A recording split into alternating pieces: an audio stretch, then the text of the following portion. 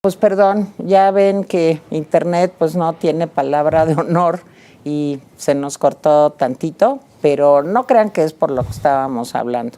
Estábamos hablando de corrupción, del índice de corrupción de acuerdo a las mediciones del índice de transparencia internacional, ocupamos el lugar 120 y como les decía, estamos empatados con Bolivia, con Kenia, con Pakistán en cuanto a la percepción de la corrupción y 1 o 2 lugares arriba de Rusia, que ustedes saben que es un país que tiene altísimos niveles de corrupción, Mali y Gabón. Esa es la situación de nuestro país. Y bueno, como comentábamos hace un momento con nuestros invitados, lo que pasa es que el discurso, la narrativa de la llamada Cuarta Transformación ha hecho que en general se cambie la percepción y se piense que estamos realmente trabajando, que hay menos opacidad, que las adjudicaciones ya no son directas, sino que hay procesos de licitación. Y la verdad es que estamos cada vez peor. Y de eso vamos a hablar el día de hoy y de otro tema que también nos preocupa mucho a muchos mexicanos, que es esta batalla de las grabaciones. Y esto no tiene que ver con defender a nadie, sino simplemente con tomar conciencia de qué está pasando en nuestro país cuando todos nos espiamos a todos.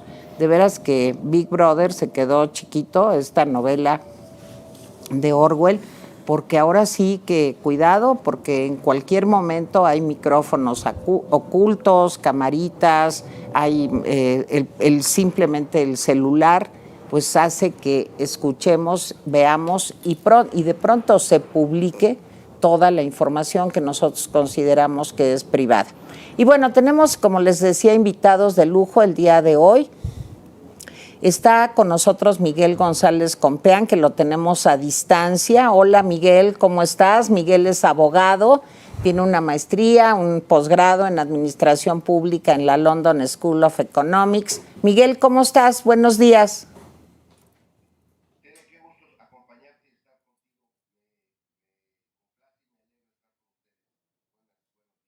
A mí también, Miguel. Y está con nosotros aquí en vivo y a todo color Juan Francisco Torres Landa. Él es abogado, ya que estamos presumiendo títulos honorarios, no, ¿cómo se dice? Nobiliarios, eso es lo que dice, nobiliarios.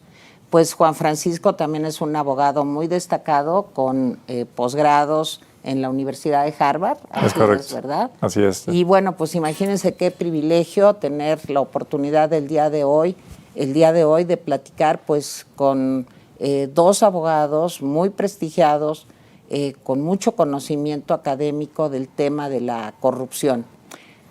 A ver, Juan Francisco, ¿cuál es tu lectura? ¿Qué está pasando con la corrupción en México? Mira, Tere, y gracias por la invitación. Me parece que es un tema inaplazable, es un tema muy importante del cual tenemos que platicar cómo están las cosas. A mí me gustaría, para nuestro público importante que nos está viendo, partir de la base de dónde estábamos y dónde llegamos y hacia dónde vamos, un poquito como de perspectiva, ¿no? Claro.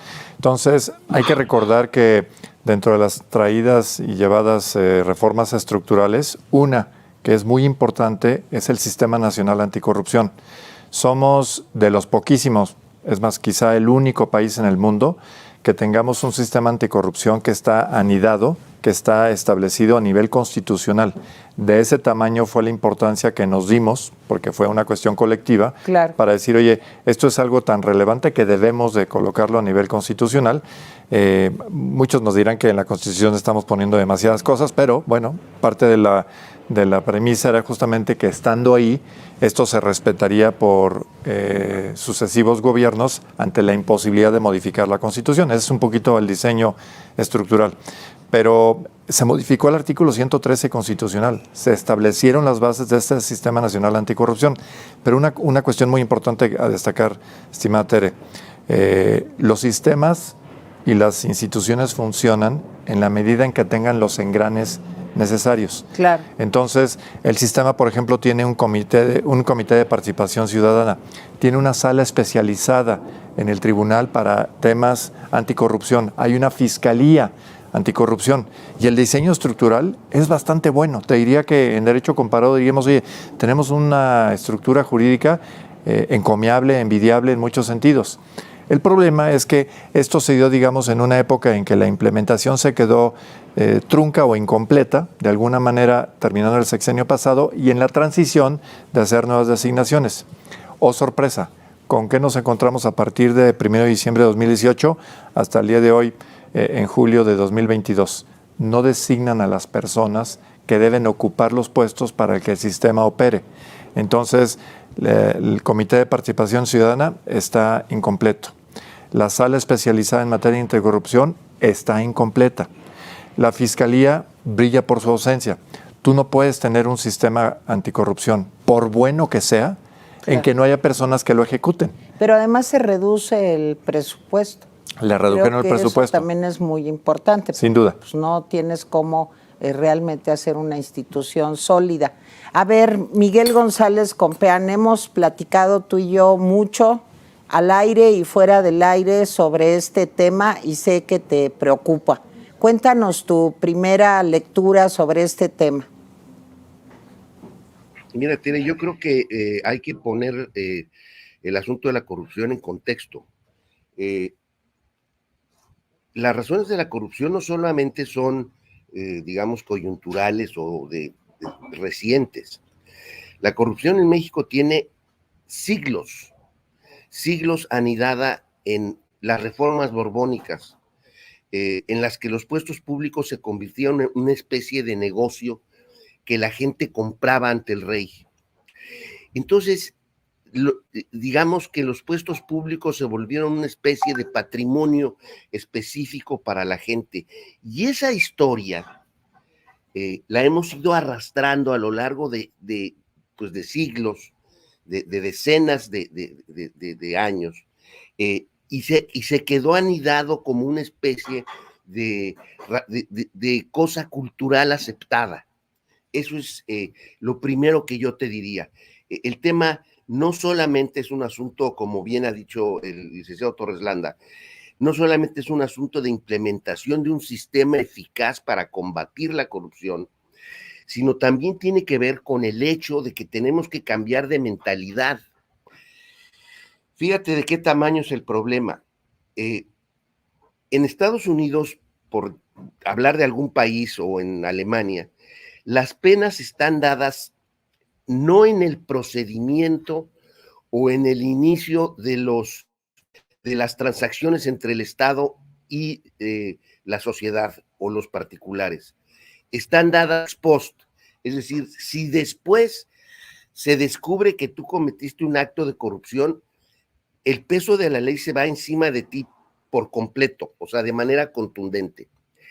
En México hemos optado por otra manera de actuar, que es prevenir la corrupción haciendo licitaciones, haciendo una cantidad de reglas enormes, de procedimientos, en teoría para que la corrupción sea más difícil, cuando en el fondo, salvo la mejor opinión del licenciado Torres Landa, lo que hemos generado es digamos, incentivos institucionales para la generación de la corrupción, porque resulta que hay tantas reglas y tantas cosas que hay que transitar, que el favor de la autoridad o de un funcionario menor, pues siempre se agradecerá para una empresa que lo que quiere es vender sus servicios al Estado.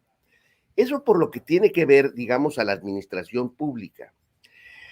Pero hay otra corrupción, y es la corrupción, digamos, del diario, la corrupción en la justicia de diario y en la justicia frente al Ministerio Público, que lo que genera es impunidad. Y entonces, al final de cuentas, las dos generan un fenómeno perverso, que es que tú sabes que si por corrupción, ya sea en los procedimientos administrativos, ya sea porque después te cachen haciendo algo, cuando vas ante la autoridad judicial, pues te puedes arreglar con ellos. Entonces estamos en el peor de los mundos, porque sin un sistema que esté tratando de proponer y de cambiar la cultura en México respecto de este tema, y sin, digamos, incentivos reales para evitar la corrupción, y con una impunidad prácticamente del 99%, entonces pues estamos en el peor, insisto, en el peor de los mundos. Eso es lo que yo te diría de inicio. Juan Francisco, a ver, parecería que hay una relación muy complicada entre transparencia y número de trámites.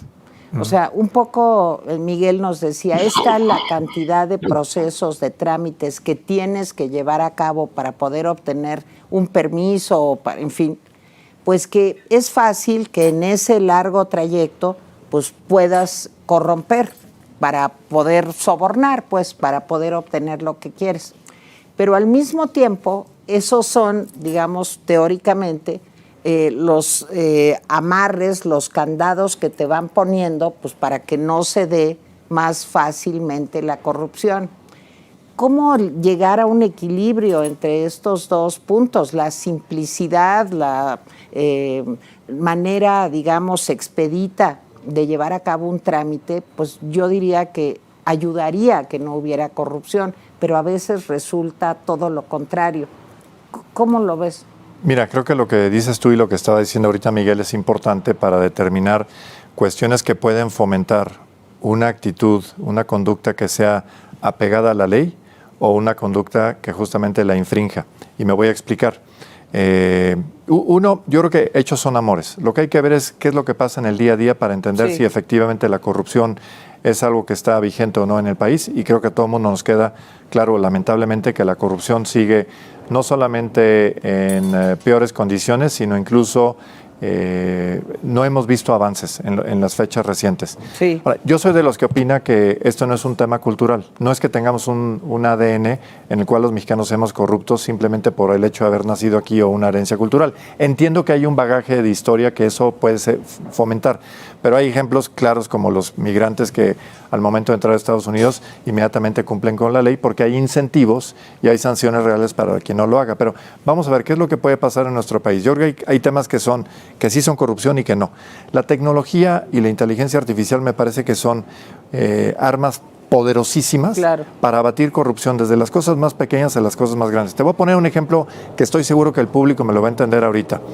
En el sistema fiscal mexicano hubo grandes avances en digitalización para efectos de llevar controles, declaraciones, etcétera. Pero resulta que en fechas recientes se les ocurrió que tenía que haber citas personales para actualizar bases de datos en el SAT. Sí. Y como no confiamos en las personas, tienen que ir personalmente. Oh, sorpresa, no hay citas. Pero hay un lugar, un WhatsApp, en el cual si tú haces contacto, te consiguen la cita por 3,000 pesos. Claro. Pero te consiguen la cita de un día para otro. Entonces, es claro que las medidas y los sistemas se pueden utilizar, insisto, para favorecer un régimen de transparencia y de rendición de cuentas, o, en este caso, crear un cuello de botella para que haya un Vivales que pueda gestionar esa corruptela. Déjame te doy otro ejemplo, igual que lo pueden entender perfectamente nuestros escuchas. Hace tiempo hicimos un monitoreo de agencias del Ministerio Público para entender por qué los agentes del Ministerio Público eran tan mal vistos y la percepción era tan negativa. Parte de lo que se hicieron era tener observadores, y escritorios, digamos, para recibir quejas, y también pusimos unas cámaras. Pero fíjate que empezamos con las cámaras y se nos acabó el presupuesto. Entonces pudimos poner las cámaras, pero no estaban conectadas. Pero dejamos las cámaras y no les dijimos a nadie que estaban ahí. Las agencias del Ministerio Público que tenían cámaras, aunque no estuvieran conectadas, versus las que no tenían cámaras, mejoraron. El desempeño fue, pero no por poco, fue estratosférica la mejor desempeño y los mejores resultados de las agencias que tenían una cámara que las que no. Insisto, ellos no sabían que no estaban conectadas, pero el número de quejas, el número, digamos, de abusos, etcétera, se redujo significativamente.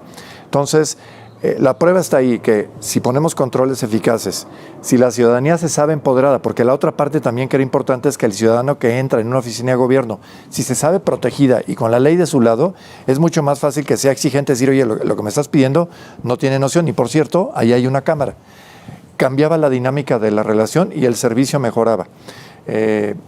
Lo único malo es que después nos exigieron que quitáramos las cámaras porque obviamente el beneficio colectivo que ahí recibían los jefes, pues había bajado, ¿no? Sí. Entonces, Fíjense, así están las cosas. Fíjense que yo, como psicóloga que soy, pues una vez tuve la oportunidad en cosas de trabajo de hacer una investigación sobre qué pasa en la psicología del corrupto, qué es lo que hay detrás de una persona que decide sobornar o ser sobornado, en fin.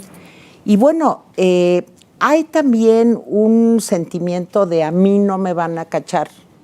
Creo que por eso las camaritas, y hay mucha investigación alrededor de esto que dices, Juan Francisco, pero un poco es una sensación de yo soy invulnerable y a mí no me van a atrapar, atrapan a los demás, pero yo soy más listo que todos claro. Y a mí no me van a cachar.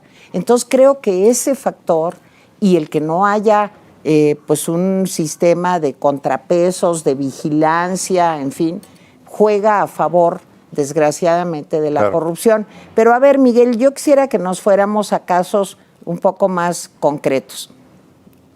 Fíjate que con relación a todos los presupuestos asignados a la Secretaría de la Defensa y en general a las obras insignia, digamos, de esta administración, se habla de que ha habido pues prácticamente ausencia de licitaciones, o sea, de concursos para adjudicar un contrato y que realmente lo único que ha pasado es que se decide que tal empresa o tal grupo va a tener esta adjudicación directa y han desaparecido las licitaciones. Y con otro problema adicional, que también ustedes ya lo habían mencionado, el problema de la opacidad. O sea, si tú quieres pedir cuentas, si tú quieres que se te explique cómo se está gastando y en qué se está gastando, pues te dicen que es un tema de seguridad nacional. Y ahorita, si quieren, vamos al espantoso caso del tramo 5 del Tren Maya, que lo acabamos de vivir pues hace 24 horas. ¿Cómo ves eso, Miguel?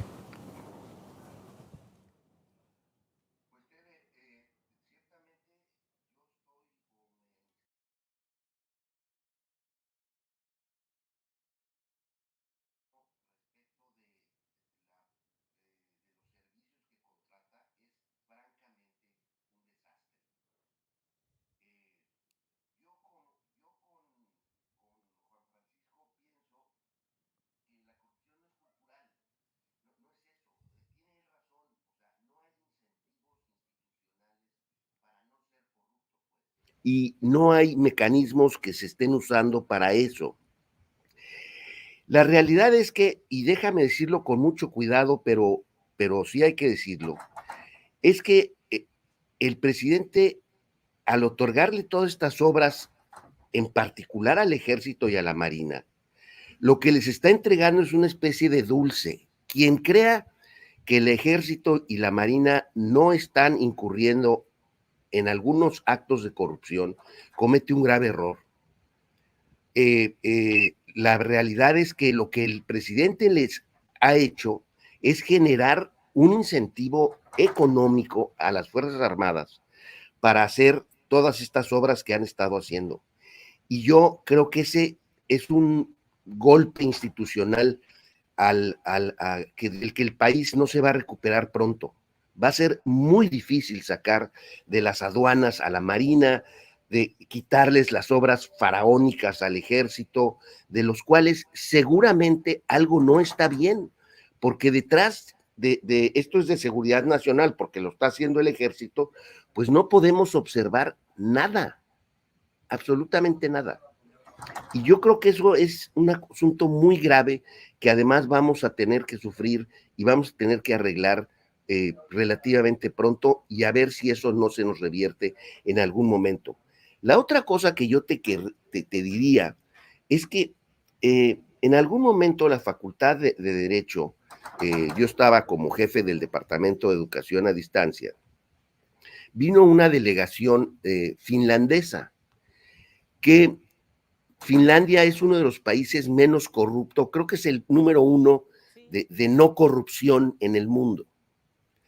Y un diputado de los que venía en la comitiva, cuando tocamos el tema de corrupción, dijo, miren, esto se resuelve con transparencia, transparencia y transparencia.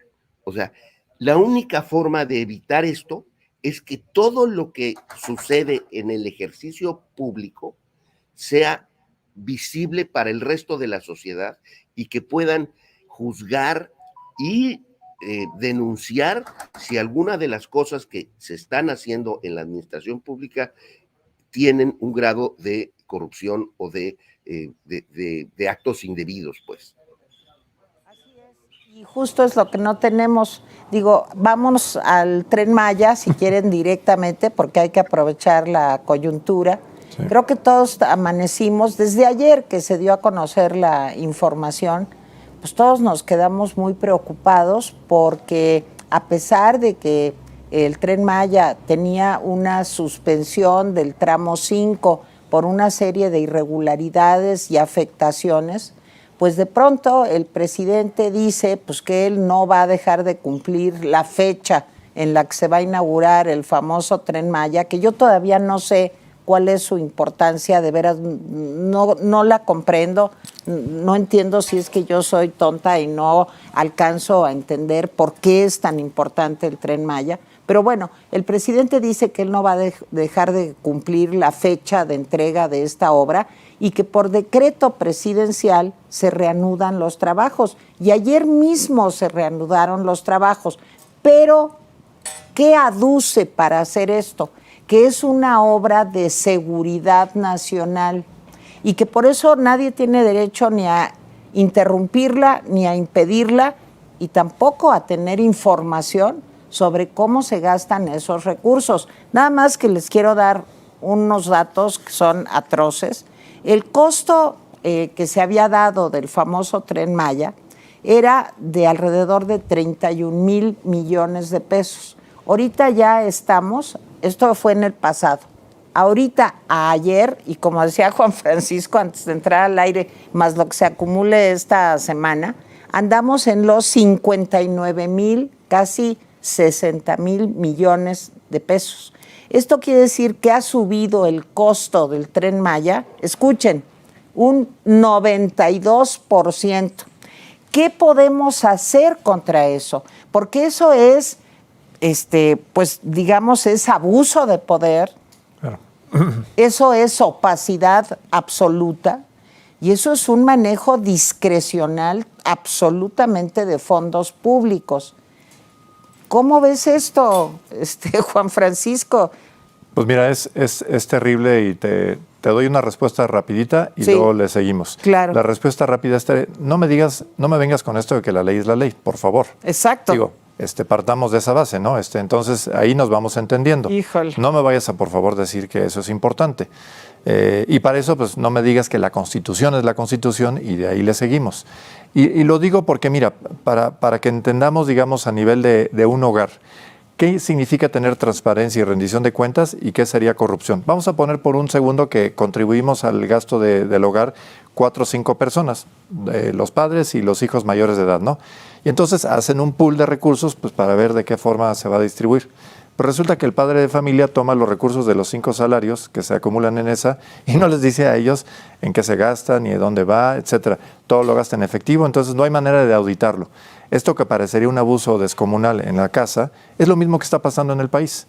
Tenemos una persona que sin autorización, sin mandato expreso y solamente por una convicción personalísima de que se tenían que hacer ciertas cosas, ha decidido utilizar el patrimonio, el recurso nacional, como si fuera propio, ¿no? Decías tú en el caso del Tren Maya que no sabes cuáles son los beneficios. No. Nadie los conoce, Tere, porque tendría que haber una serie de documentos, ¿no? Un proyecto ejecutivo, una manifestación de impacto ambiental y un estudio de valoración y viabilidad económica. Ninguno de estos documentos existen, no están en ningún lado. Los hemos buscado, los hemos pedido por transparencia y la respuesta es no, no y no. Fíjate, presentaron una manifestación de impacto ambiental. Después del caso, ¿no? Y la resolvieron en 24 horas. O sea, la presentaron y en menos de 24 horas estaba aprobada. Lo que es una burla, porque calculamos de hecho el tiempo, no les habría dado el tiempo ni siquiera de leerla. Es que los que aprueban son los mismos que las hacen. Claro. Está viciado todo el proceso, ¿no? Sí, pero entonces pone de manifiesto que algo está fundamentalmente mal, ¿no? Fíjate, este tema de seguridad nacional, tristemente por lo que sabemos, el entonces asesor jurídico de presidencia, el abogado Scherer, diseñó una estrategia para levantar las suspensiones que había en no destruir Texcoco y en no construir AIFA, Santa Lucía, mientras se decidía esto. Entonces se le ocurrió la brillante idea de decir, declaremos que esto es de seguridad nacional. Fíjate el absurdo. Un aeropuerto que era militar se convierte en seguridad nacional construir una instalación civil. Explícame la locura que eso es. O sea, ya era militar y para construir una fase civil lo convertimos de seguridad nacional. Eso, vaya, no aguanta ni el menor análisis. No se requiere ser abogado. Es de sentido común. Así es. Tristemente, el Poder Judicial se prestó para acumular una serie de suspensiones y revocarlas, las que tenían que ver con Texcoco, y darle oxígeno para que construyeran esa instalación de nula eficacia y de un alto costo. Pero vamos al Tren Maya. ¿Qué pasa ahora con el Tren Maya? Pues se enfrentan con la misma situación de que a través de suspensiones los particulares, los ciudadanos empoderados por la Constitución decimos, oye, espérame, en este proyecto no hay manifestación de impacto ambiental, se están violentando derechos humanos fundamentales y hay un daño irreversible si esto sigue por esta ruta y con esa dinámica. Los jueces suspenden 3, 4 suspensiones y ahora resulta que tenemos que parar. Perdón, Juan Francisco, creo que tenemos... ya regresó la señal. Yo creo que lo que acabas de decir sintetiza pues un asunto que no alcanzamos a comprender, creo, los mexicanos, la gravedad que tiene, porque entre lo que acaba de explicar Juan Francisco Torres Landa y lo que decía Miguel González Compeán en cuanto al daño que se le hace a una institución, pues como las Fuerzas Armadas, al intentar corromperla, yo también soy muy cuidadosa en lo que digo, pues a mí me parece, Miguel, que a lo mejor lo que estamos viviendo es francamente un Estado fallido, en donde no se respeta la ley. Pero ya olvídate del tema de la corrupción. Es que en general lo que vemos es una impunidad, una falta de respeto a esa Constitución que el presidente juró cumplir y hacer cumplir, y una serie de atajos o de recursos legales pues para finalmente salirse con la suya. ¿Estamos en un Estado fallido, Miguel? Parcialmente, ¿se puede todo, nada o tantito? En fin, explícanos. No, yo creo que es una pregunta difícil, Tere. Lleva años en la discusión nacional si somos un Estado fallido o no, a propósito de de la manifestación y de la aparición y de la operación de los grupos, digamos, de la delincuencia organizada. Y a partir de ahí se ha dicho que somos un Estado fallido, pero por lo menos había, digamos, la intención, el propósito, había un programa de combate a la delincuencia organizada, había la intención de coordinación entre los distintos niveles de gobierno y entre, digamos, las organizaciones o las instituciones participantes, y bueno, daba por resultado algo, o sea, no, había una intención, una tarea, una voluntad por tratar de defender, apoyar y de sacar adelante el Estado de Derecho y de combatir, pues digamos, la ilegalidad de muchas maneras. El resultado neto es que si el poder, si la cabeza del Estado mexicano es capaz de decir una frase como la que ya mencionó Juan Francisco, o sea, a mí no me vengan con que la ley es la ley. Bueno, pues estamos perdidos porque él es el encargado de hacer valer la ley, y si él se la brinca, pues entonces, pues tenemos ya muy poco que hacer. Te voy a dar un ejemplo muy sencillo, pero a manera digamos, de qué es lo que está sucediendo en tierra, pues. Cuando vino lo de la revocación del mandato, el INE expresamente prohibió la manifestación de cualquier autoridad o partido político en favor o en contra de la revocación del mandato. Aquí se hizo una reunión con los hoteleros y restauranteros de una playa que se llama Cicatela. Se presentaron, pues los restauranteros y los hoteleros se pusieron de acuerdo porque unos tenían la música hasta muy tarde, no dejaban dormir a la gente, en fin, se arreglaron. Y entonces uno de los restauranteros le dijo al presidente municipal, que es un atrabiliario, le dijo, oye, Carmelo, por cierto, fíjate que esos anuncios que estás poniendo en favor de Andrés Manuel son anuncios pues que están prohibidos por el INE. ¿Por qué los estás poniendo? Ya no los pongas, se ve muy mal. Le dijo, ¿a ti qué te importa? Es más, a ver, Pedro, a su asistente, pues me haces el favor de llevarle una manta mañana a y te voy a pedir un favor, vas a colgar la manta en tu restaurante y si no te lo cierro. Bueno, de ese tamaño es lo que está generándose, digamos, en la estructura institucional de México, porque si el número uno no respeta la ley, le vale cacahuate, pues un presidente municipal allá abajo, pues le vale igual cacahuate, hombre. Y ese es un costo que vamos a pagar también institucional durante mucho tiempo, Tere. Y salvo la mejor opinión de Juan Francisco, yo creo que entre los vericuetos legales a los que está recurriendo el gobierno para seguir haciendo y brincándose la ley, y entre lo que se está generando en términos de cultura, de respeto a la legalidad, tenemos un problema muy serio y vamos a tardar muchos años en resolverlo. Esa es mi impresión. Quería hacer una aclaración y a propósito de lo que dice Miguel, que tiene total razón, fíjate, ayer ingenuamente todos nosotros pensábamos, esto no lo pueden hacer, entre otras razones porque haya la comisión de un delito cuya consumación es inmediata. La violación de una suspensión dictada por un juez de distrito en un amparo representa la comisión de un delito y es de consumación inmediata, o sea, no hay duda.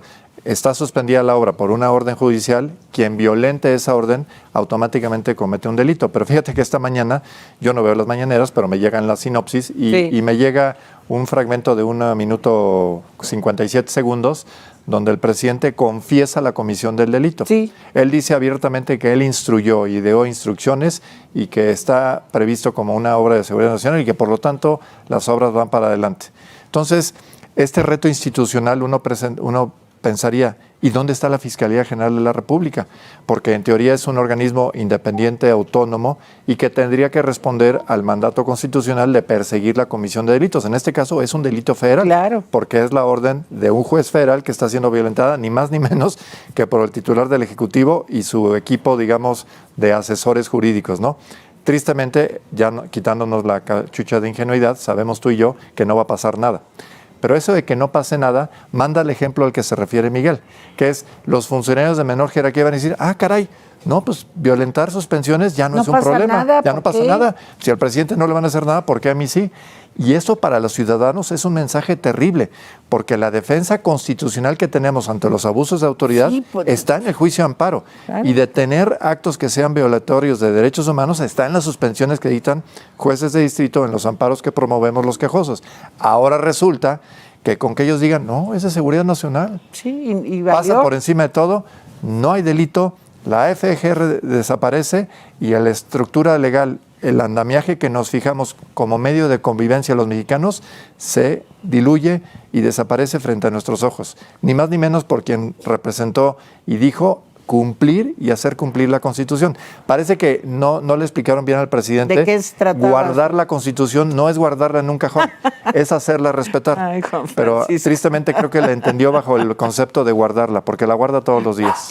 Vámonos rápidamente con Dalia para que nos cuente cómo van los donativos, las suscripciones. ¿Cómo vamos, Dalia? Tenemos aquí un visitante extraterrestre que vino a saludarnos.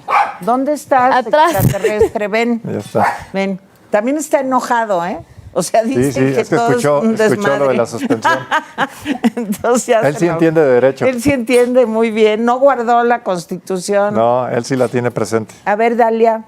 Gracias, Tere. Bueno, pues les recordamos que nuevamente nos pueden apoyar a través de las membresías atípicas. Es muy fácil unirse. Abajo de este video hay un link, ahí le pueden dar clic y los va a llevar a las membresías y ustedes pueden elegir el plan que más les guste. De estas membresías tenemos 6 niveles distintos. El primer nivel se llama Fan y cuesta 219 pesos y tiene beneficios exclusivos como un programa en vivo al mes solo para miembros, nuestro agradecimiento en cada programa, respuesta prioritaria en los comentarios, fotos detrás de cámaras de nuestros invitados, insignias de lealtad junto a su nombre y emojis personalizados. Nuestro último nivel se llama Familia y tiene un costo de 9,999 pesos y tiene beneficios como entrar a un WhatsApp exclusivo de Atypical TV con Carlos Alarraqui, un Zoom al mes con Carlos e invitados, cena con Carlos e invitados y también ser invitado por un día en los programas en vivo de Atypical TV. También les recordamos que por favor es muy importante darle like a este video. Tenemos más de 2,000 personas conectadas, entonces por favor denle like, es la manita arriba que ven abajo en el video, es completamente gratis, solamente le tienen que dar like y nuestra meta es llegar a 2,000 likes, entonces por favor denle click para que así alcancemos a muchas más personas. Y ahora vamos a agradecer a nuestros 2 nuevos miembros que durante el programa se convirtieron. Es José Hilario Ibarrola Álvarez, muchísimas gracias. Y también a Norma Torres Navarrete, muchísimas gracias.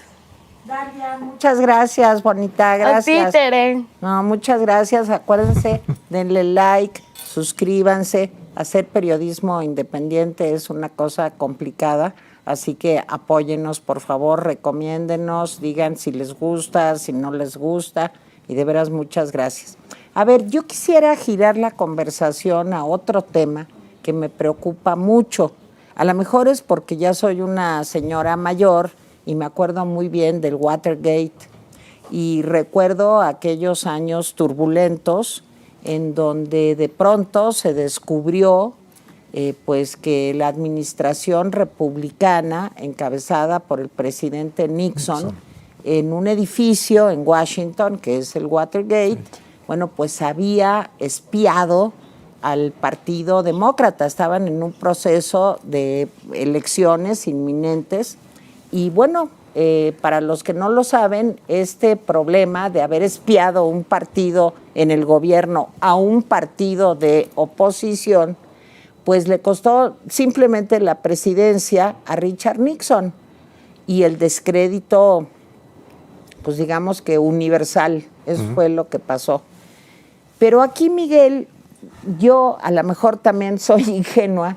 De pronto veo que un programa en Campeche, conducido por la gobernadora, la señora Laida Sansores, de pronto muestra abiertamente, pues, una serie de grabaciones que son producto del espionaje. Y estas grabaciones se utilizan, pues, para destruir.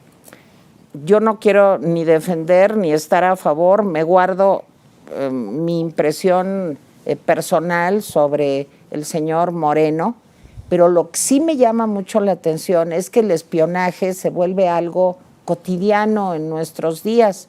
O sea, se pueden tener micrófonos en la oficina de un presidente de un partido político de oposición, se pueden grabar videos, en fin. Y esto es una historia que ya viene de lejos.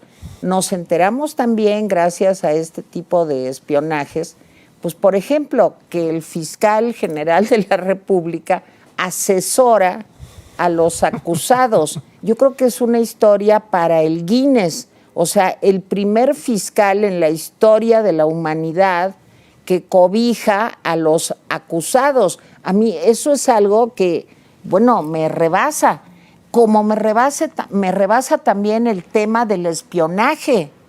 Entonces, ¿qué relación hay entre espionaje y corrupción, Miguel? Porque también yo creo que el disponer de información de una manera, pues no sé cómo llamarla, con un objetivo meramente electoral o político y abusando del poder, pues debería de estar sancionado. Bueno, al menos en Estados Unidos, les cuento lo del Watergate para los jóvenes, pues eso pasó y tuvo consecuencias tremendas. ¿Cómo ves esto, Miguel? Mira, Tere, con orgullo puedo decir que yo trabajé en el CISEN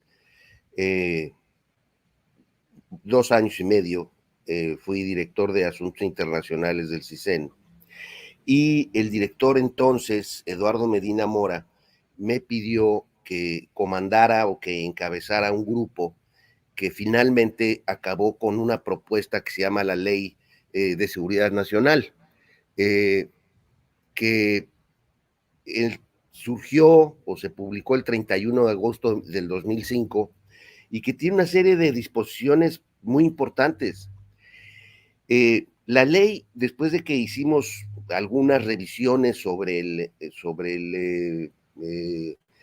la legislación en otros países a este respecto, se vio que era muy importante darle a la ley un sentido que no fuera el de regular solamente, digamos, la operación del sistema de inteligencia mexicano, sino que era importantísimo darle un objetivo al ejercicio de la inteligencia.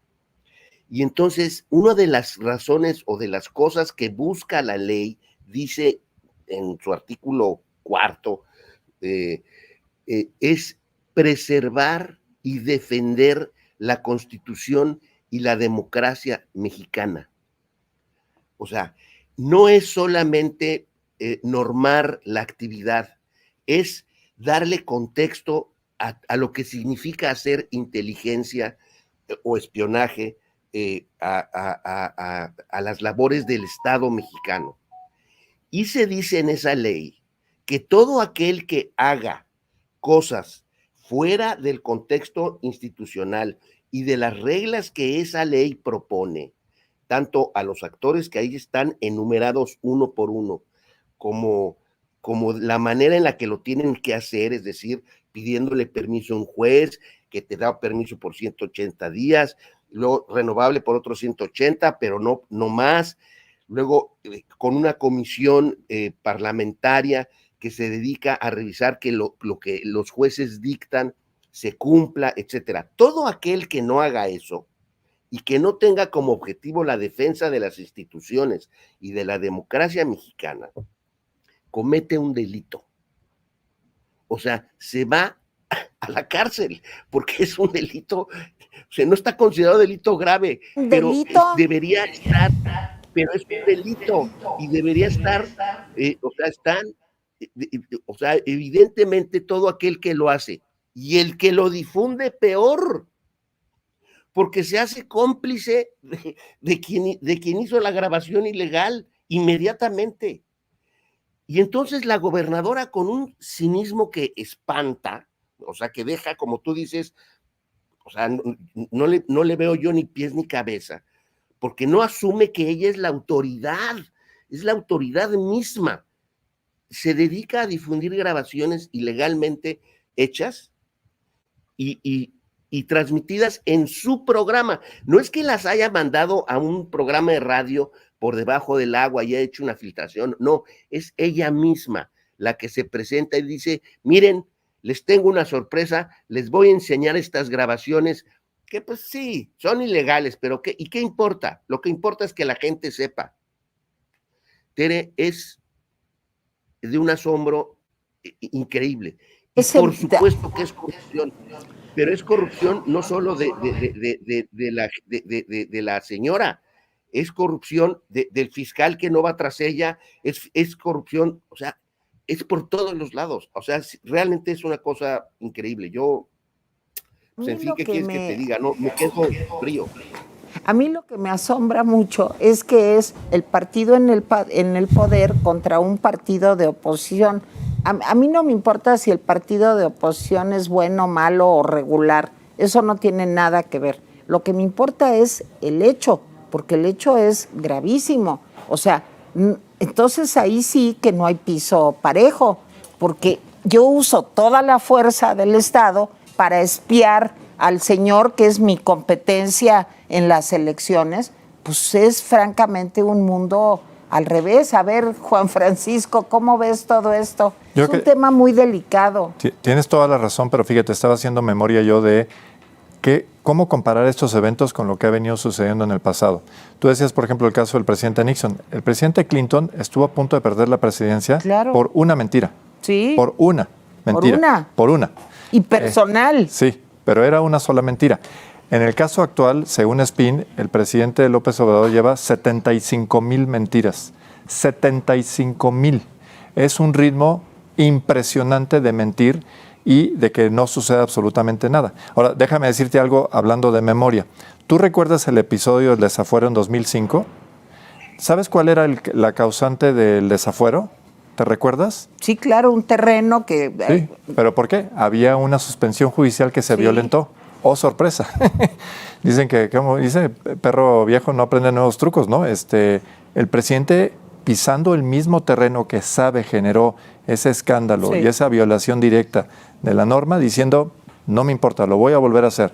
Suspensión decretada, yo la violento porque pienso que hay un bien superior. Esta referencia de que él señala y ha señalado de que cuando él piense que la justicia está por encima de la ley, hay que hacer prevalecer la justicia, con un pequeño detalle. ¿Quién determina qué es lo que es justo? Y en este caso es él y solo él. Es la ley de la selva. Entonces es terrible porque entonces este caso de espionaje, mientras haya un bien superior de lo que ellos piensen que sea justo, el tema legal pasa a segundo término. Entonces estamos viendo un desafuero de nueva cuenta porque no hay respeto a las resoluciones judiciales y ese tema de mentir, pues parece que no tiene ningún recato. Si es capaz de mentir 75,000 veces, pues entonces ¿cómo le hacemos para que él pueda ceñirse a la verdad? No se ciñe a la verdad. Tiene una realidad alterna en la cual la ley, la Constitución, las formalidades, las instituciones son meros estorbos. Pero nosotros lo soportamos. No, y eso no puede ser. No levantamos la voz. Es que esto pues estamos haciéndolo aquí. Creo que este programa es de los grandes valores de Atípica, ¿no? Que haya una voz en la cual haya un combate y una posibilidad de decir, oye, así no. Y como decía Miguel, el daño institucional que esto está generando nos puede tomar muchos años, quizá décadas, recuperarnos a que entendamos que esta era una distonía, una forma totalmente inapropiada de entender cómo se construye un país, para que verdaderamente entendamos a qué es en base a constituciones, en base a tener instituciones formalmente creadas, que los derechos y las libertades se preserven y que sea un incremento en los mismos, no la disminución, que es tristemente lo que estamos viendo hoy en día. Bueno, me da muchísimo gusto. En un momentito vamos a tener ya el enlace con el doctor Mauricio Merino. Yo sé que es un querido amigo de Miguel González Compeán, querido amigo mío también. Seguramente se conocen ustedes, Juan Francisco. El doctor Mauricio Merino es politólogo también, ya que estamos hablando de posgrados y estoy presumiendo a mis invitados, con un posgrado en la Universidad Complutense de España. Y bueno, para mí siempre es un privilegio platicar contigo, Mauricio. ¿Cómo estás?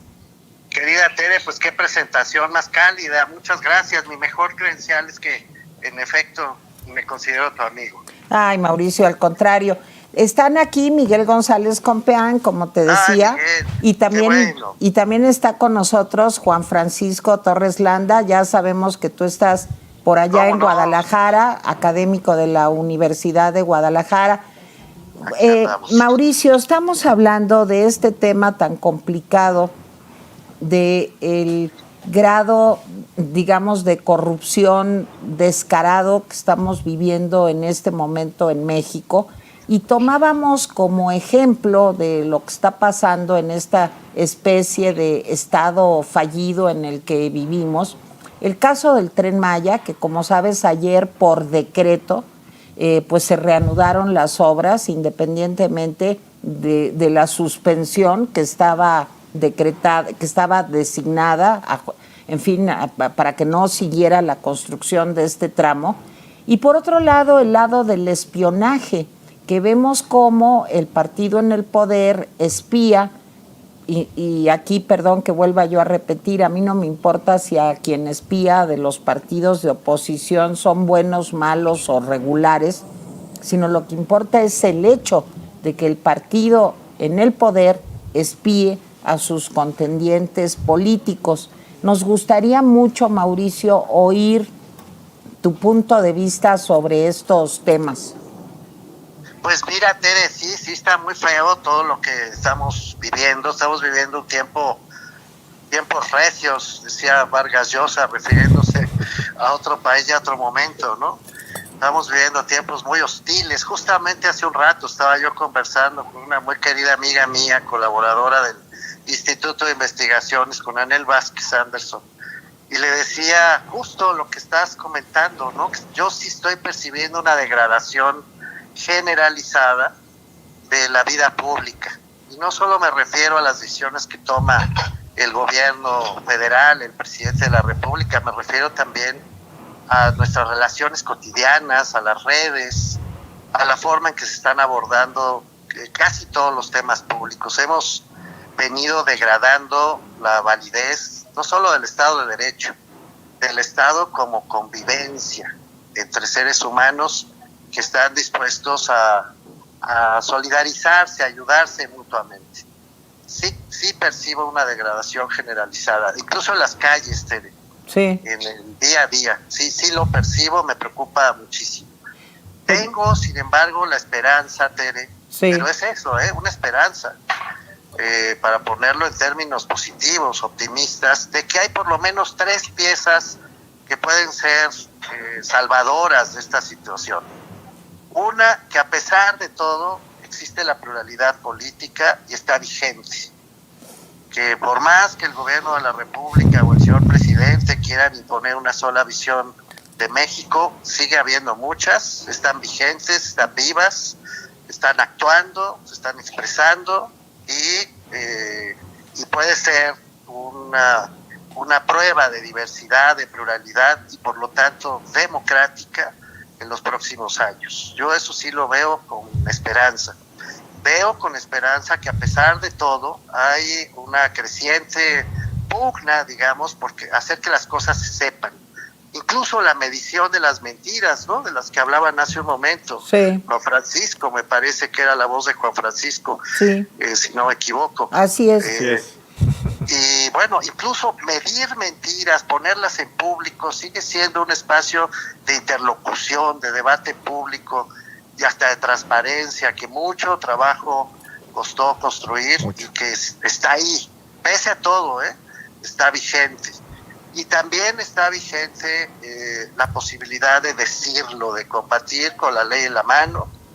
Y bueno, pues lugares como el que tú misma encabezas, Tere, son mis 3 esperanzas, porque en el fondo distribuir el poder democráticamente, de manera plural, hacer valer a través de la transparencia y el derecho de acceso a la información nuestra crítica al ejercicio del poder, y poder organizarnos y decirlo, son los 3 pilares de cualquier democracia, es lo básico de cualquier democracia. Y yo eso sí lo veo, a pesar de todo, insisto, vigente. Y me produce esperanza, Terry. Muy bien, Mauricio. Miguel, no sé si tú, Juan Francisco, quieren comentar algo con Mauricio Merino, con el doctor. Miguel. Pues Tere, yo creo que Mauricio tiene, como muchas veces, la razón en la boca. La degradación, y eso es lo que hemos estado diciendo a lo largo de esta hora, tanto Juan Francisco como yo, pues es que la degradación de la vida pública es escandalosa, o sea, sencillamente es escandaloso, en todos los niveles, como dice Mauricio, O sea, no es solamente en el ejercicio del poder que ya sería suficiente. No, es en la calle, o sea, es con las autoridades más inmediatas, es en una oficina, es en cómo actúan, vaya, los cadeneros de las discotecas, pues, para acabar pronto. O sea, cómo la vida pública se está volviendo, como tú dices, Tere, una especie de selva en la que gana el que tenga una pistola, el que golpee más fuerte, el que pueda burlarse de la ley, el que pueda impunemente dañarte, etcétera. Yo creo que sí estamos en un momento poco edificante, yo lo diría. Celebro el optimismo de Mauricio, pero no lo comparto en el sentido pleno, pues. Creo que hay herramientas con las cuales podemos rescatar esto, pero a mí me parece que las cosas en este momento están sencillamente en un grado de descomposición que a mí me preocupa y que, pues ojalá, digamos, conservemos la esperanza de que los mexicanos con inteligencia sabremos salir de esto y encontrarnos con un México en el 2024 que nos ofrezca otra alternativa, una alternativa distinta. Eso es a lo que puedo, en donde puedo compartir el optimismo con Mauricio. Francisco. Yo coincido en que efectivamente nuestra visión como ciudadanos en que esto debe tener un mejor derrotero pasa justamente por pasar de ser esos cómplices apáticos, indiferentes, de alguna manera silenciosos, a ser contestatarios, a ser defensores de la legalidad y a aspirar a que efectivamente en 24 venga un replanteamiento de un México hacia el futuro, en que libertades, en que garantías, en que derechos humanos sean realmente vigentes. Y a mí me gustaría, por ejemplo, preguntarle a nuestro buen amigo Mauricio, por ejemplo, nada más por decir dos señalamientos que hoy, no ayer, hoy hizo el presidente.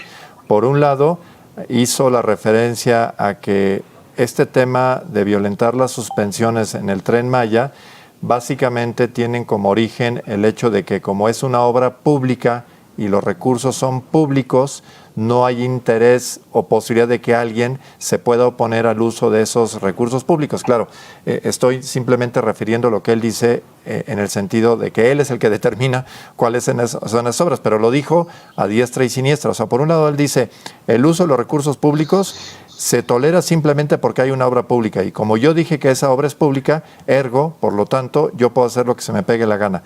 Y la otra parte que me preocupa sobremanera es que hoy nuevamente se lanza a intimidar a jueces con nombre y apellido diciendo que los va a investigar, que los va a mandar a investigar, porque no es sustentable que haya un juez que expide una orden que vaya en contra de la voluntad del Ejecutivo.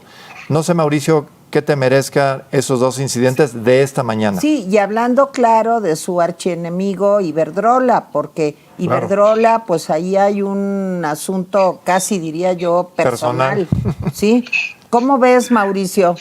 Pues no, estoy coincidiendo absolutamente con Juan Francisco y también con Miguel, pero esto de Juan Francisco me parece particularmente relevante porque, pues tú sabes, Juan Francisco, que durante muchos años, ya no solo recientemente, por años, yo personalmente he insistido en que el origen de la corrupción, para entender la corrupción, hay que entender la apropiación abusiva de lo público, justamente. Claro. Esa es la corrupción.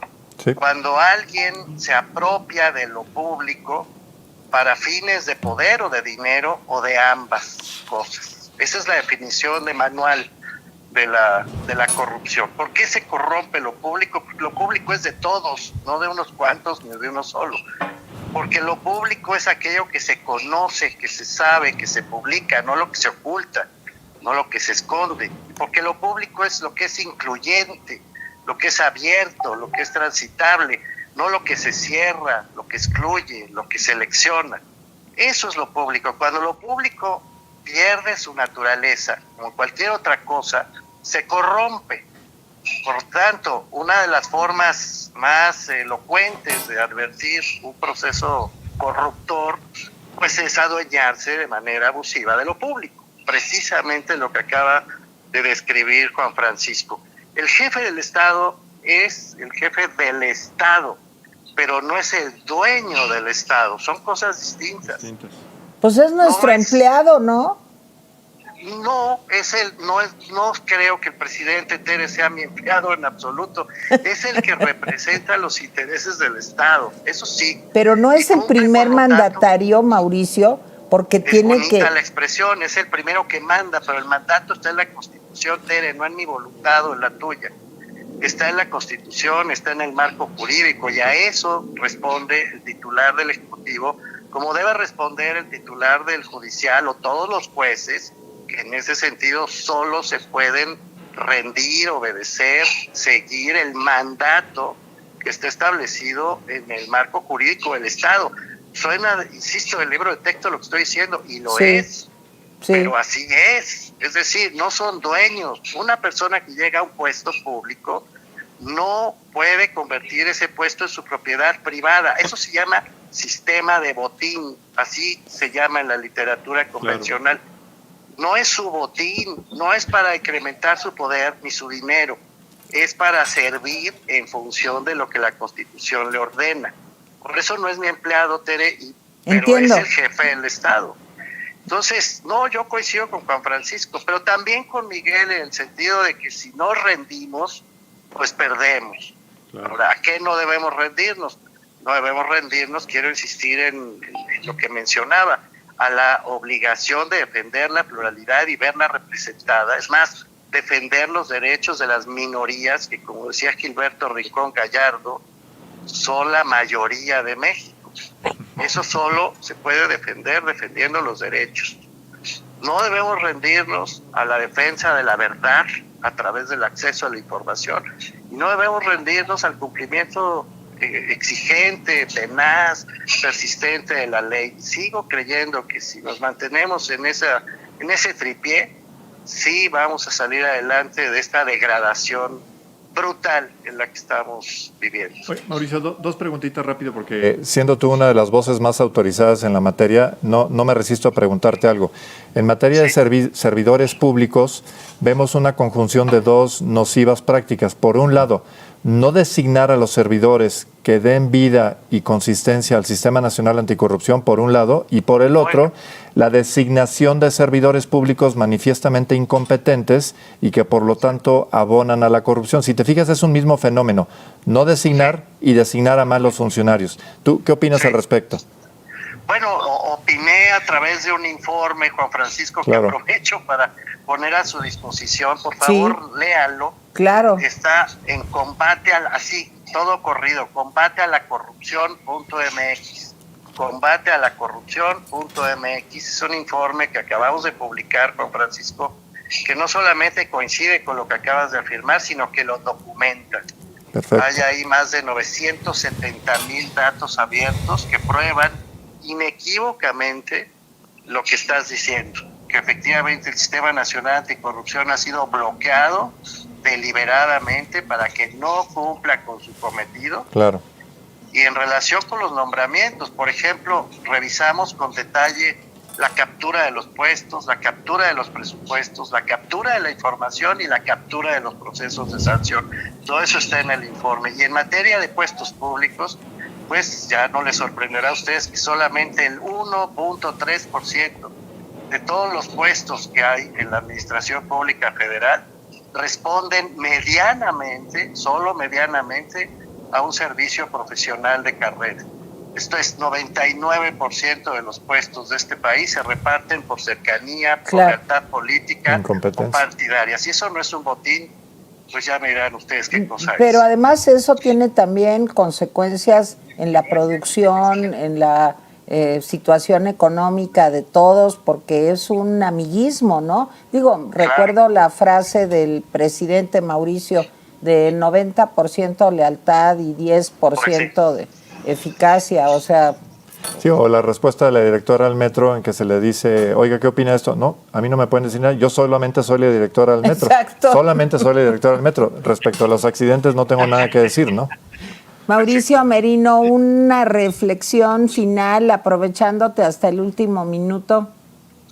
Pues dos reflexiones, Tere. Una, mandarles un fuerte abrazo a los tres, decirle a Miguel públicamente que caiga en vergüenza, porque hace por lo menos 3 años que me debe una invitación y no la ha honrado. Qué barbaridad, ahorita se salió tantito, pero ahorita te contesta, si no yo le digo. Y agradecerte mucho, Tere, tu cariño y tu cercanía. Al contrario, Mauricio, es un privilegio y siempre lo digo, pues tener el honor de que estés con nosotros en estos espacios. Muchas gracias. Te está oyendo ya Miguel, Mauricio, que dice que le debes una invitación, Miguel, y que no la has honrado. Pues es mutua, pero la voy a decir.